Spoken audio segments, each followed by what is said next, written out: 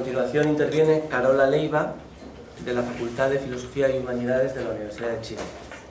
Concepto de precaución y el conocimiento de los límites del hombre. Bueno, muchas gracias por la invitación y ahí mismo yo voy a hablar desde la filosofía. El concepto de precaución y los límites del hombre, la ibris humanista. La siguiente presentación tiene por objeto plantear el problema de la acción humana y la técnica, lo humano y lo instrumental.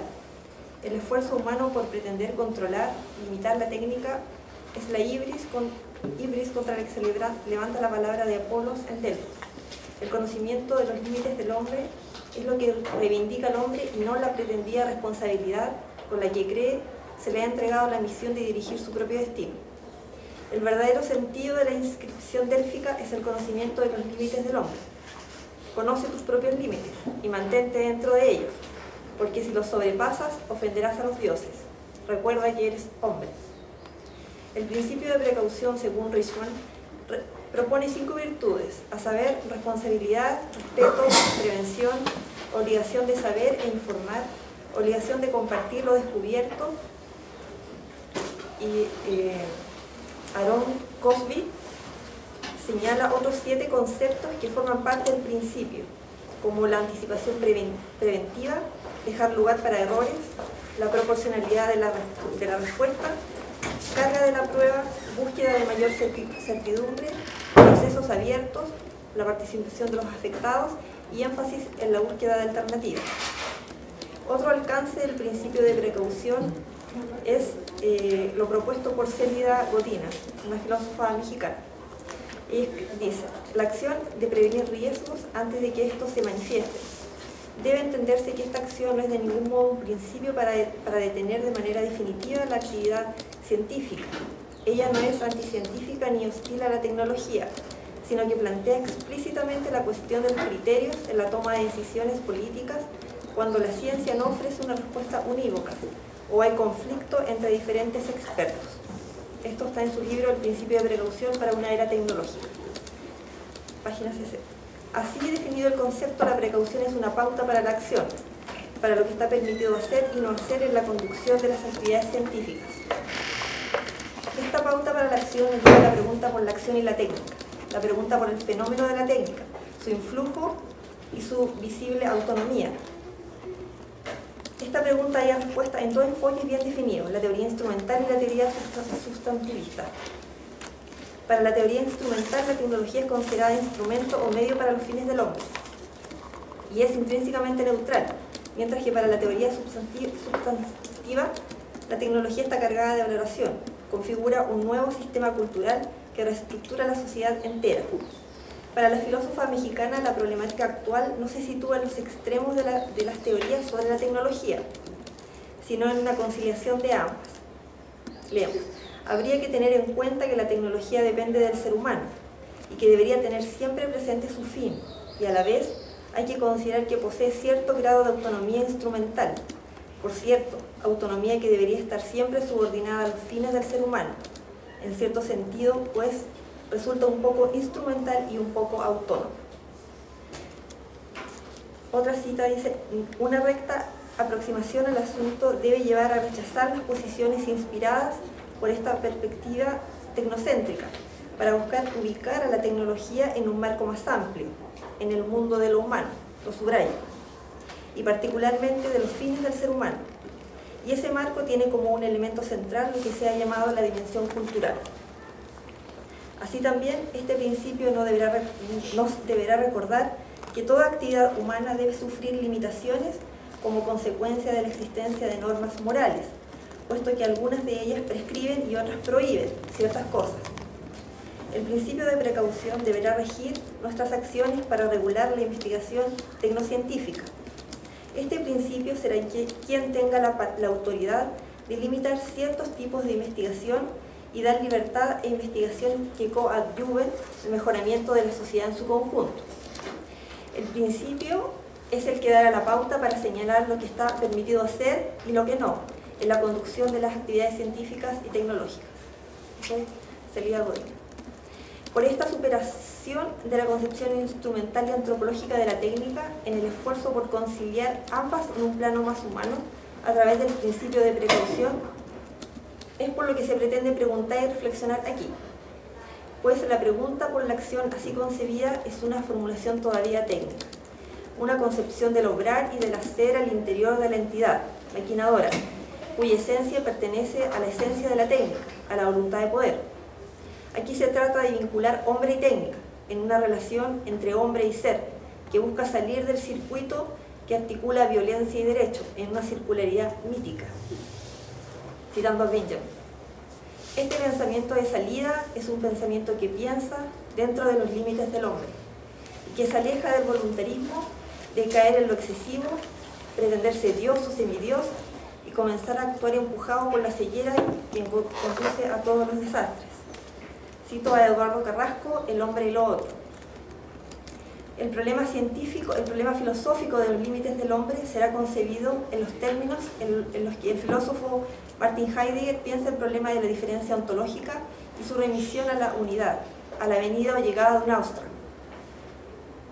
de una correspondencia o de un ajuste de descarga, que es la traducción del Austra, una armonía o una copertenencia entre hombre y ser, desarrollado en su pensamiento del Eraines, del acontecimiento de copropiación, la traducción de Eduardo Carrasco en su libro Heidegger y la historia del ser. Lo que se postulará aquí es que el concepto de precaución sigue siendo una determinación de la técnica, no solo una pauta para la acción instrumental y antropológica, sino una expresión de la insurrección del producir, de la maquinación, de la Magenstadt y de la vivencia, el Leibniz, del animal racional. El esfuerzo humano por querer controlar la autoposición de la técnica es la hibris humana contra la que se le eleva la palabra de Apolo. El nosce te ipsum del templo de Apolos es el conocimiento de los límites, cuya sabiduría está en el reconocimiento de dichos límites. Pero el conocimiento de los límites del hombre no conduce a encerrarnos en una cárcel, donde tengamos que estar definitivamente recluidos. Los límites del hombre son los límites de lo otro que el hombre, y ubicarse en ellos es perfilar también esa otredad que así negativamente se presenta. Esto es una cita de Eduardo Carrasco, El hombre y lo otro. Eso otro que el humano es lo que permite remitir al hombre a su unidad y pertenencia esencial. La hibris humanista es desconocer y separar esta pertenencia y unidad al ser, y vivir en una ilusión de autonomía sin límites. La insurrección humanista radicada en la modernidad se muestra en el desenfreno optimista y confianza en los poderes de dominio humano, así como en el temor de llegar a convertirse en un instrumento más susceptible de ser manipulable por la propia técnica. El concepto de precaución se liga a la necesidad de querer prevenir y calcular los riesgos de la investigación científica, limitando la acción humana, prescribiendo y prohibiendo. Sin embargo, el querer poner límites a la acción, calcular los riesgos y planificar la producción es una manifestación más del pensamiento técnico. Técnica, ética y política encuentran en esta época su proximidad en la estructura ontológica política de la modernidad, la estructura del bando. Citando aquí al filósofo francés Jean-Luc Nancy y al italiano Giorgio Agamben. La exceptio soberana y la desatada violencia al interior de la polis es esta estructura, en la que las categorías clásicas, público-privado, hecho y derecho, bios y zoé, se indistinguen por la insurrección del producir, por la suspensión del derecho y por la aportación de la mera vida, o la nueva vida del homo sacer. El homo sacer es el homo o la vita a la que cualquiera puede dar muerte, el hombre sin derechos. Proceso que coincide en Heidegger con la época de la metafísica, época del olvido y del abandono del ser al predominio del ente, que ha expropiado al hombre de su unidad esencial. El pensamiento metafísico radicalizado en la modernidad, en la estructura de la excepción y la relación de bando, es al mismo tiempo la esencificación de la sustracción del ser, en la esencia de la técnica moderna, la maquinación. La maquinación a su vez se consuma en la amenaza de la aniquilación en la violencia, A esta pertenece, en tanto esencia del ente, todo lo asible, en el sentido de lo hacedero, el estar dispuesto al irresistible e incondicional poner en cuenta de cada cosa, el principio de razón suficiente. El ente mismo fuerza al pleno deshacimiento de todas las fuerzas capaces de poder hacia el predominio del poder. Esta es una cita del libro de Sinu, Meditación de Heidegger. El proceso metafísico del pensamiento radicalizado de la estructura política de la modernidad, la excepción, es la esencia de la técnica, época del nihilismo en el que el inicio evoluciona hasta el abismo, época de la separación, pero no de la referencia a su verdadera esencia. El proceso se radicalizó en la verdad de la subjetividad como época del abandono del ser en el predominio del ente. Tiempo de la indominada maquinación del ente, de la violencia siempre aniquiladora y que atribuye y asegura solo el poder, y nunca señorío, pues nunca permite decisión, es el impedimento y socavación de toda decisión.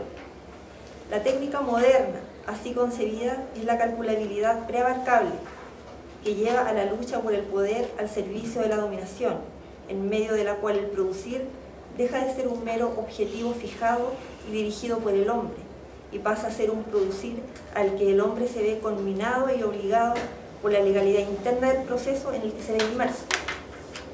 No hay decisión posible, pues todos se ven obligados a actuar en la dirección impuesta, llevando a su extrema consumación el predominio del ente y el olvido del ser.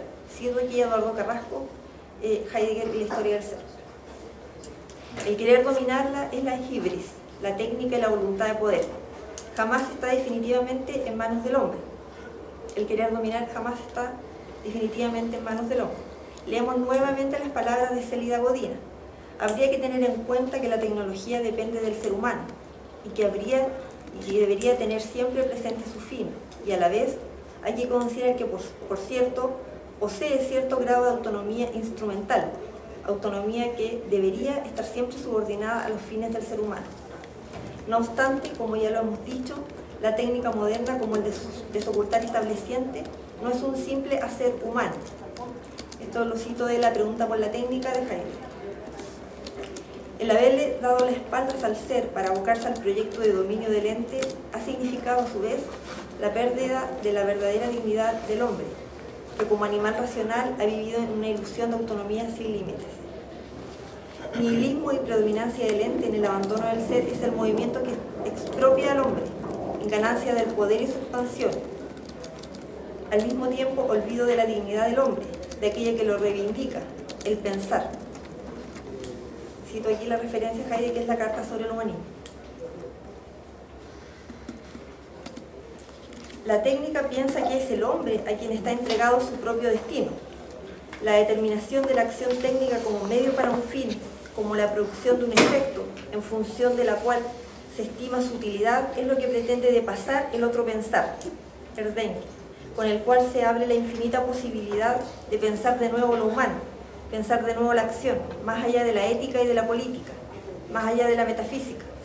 La desarticulación de la hibris humanista en el nuevo pensamiento de la Erinnerung, que reivindica la unidad y pertenencia de hombre y ser, es respuesta a la solicitación del ser en una palabra.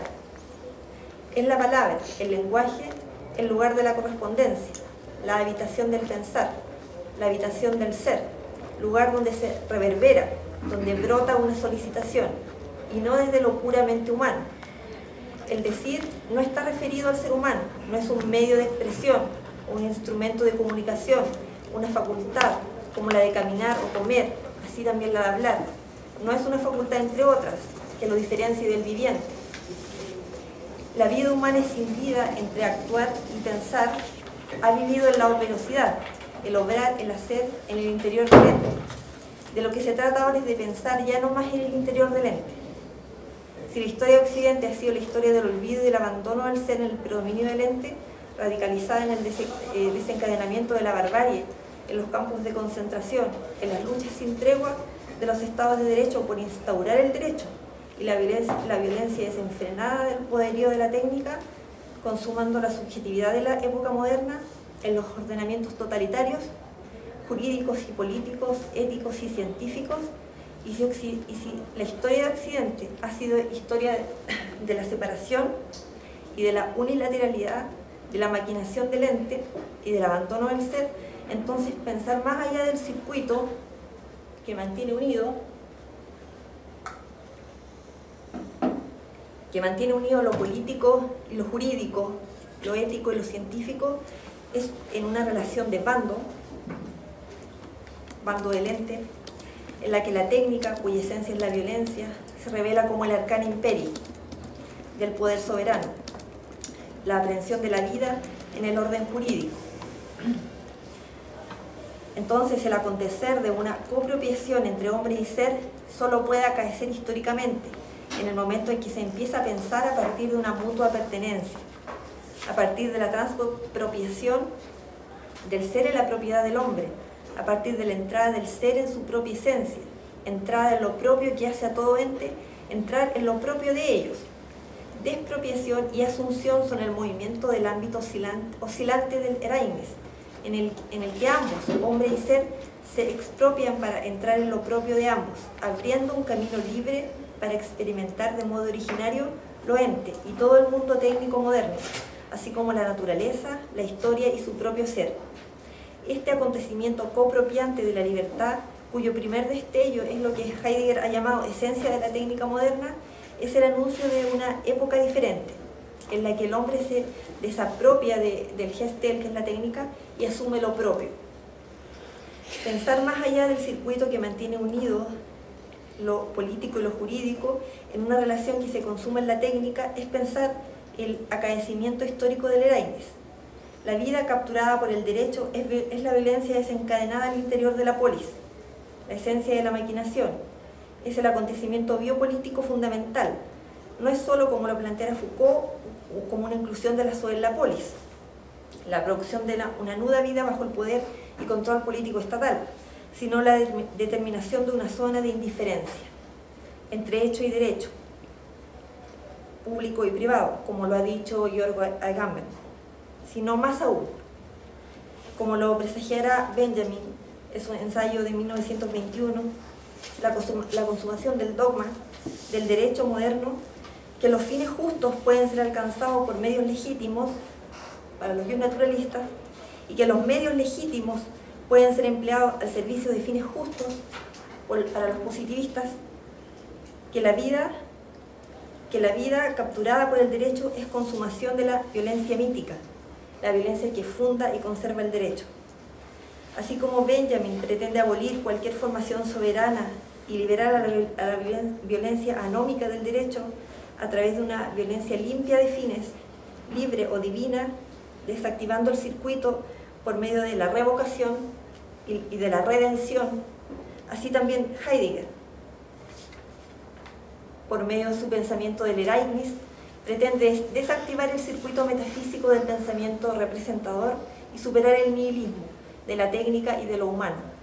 Un nuevo humanismo que deja la ibris, abandona eso por la erinerum, abriendo paso a otras formas de justicia, de violencias y del pensar. Muchas gracias.